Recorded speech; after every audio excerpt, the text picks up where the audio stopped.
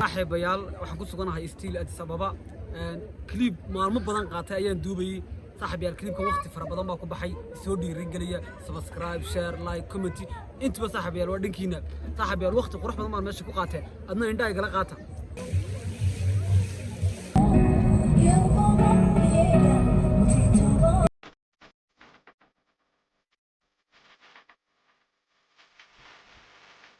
صاحبي waxaan ku suganahay beerta raaxada ee friendship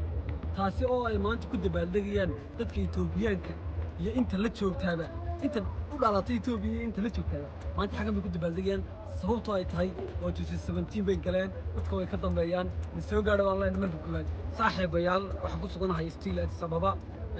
clip maalmo badan qaatay ayaan duubayay صاحبيال clipka waqti fara badan baa ku baxay soo dhiirigelaya subscribe share like comment inta صاحبيال waa dhankiina صاحبيال waqti qurux badan baan meesha ku qaatay adna indhaha igala qaata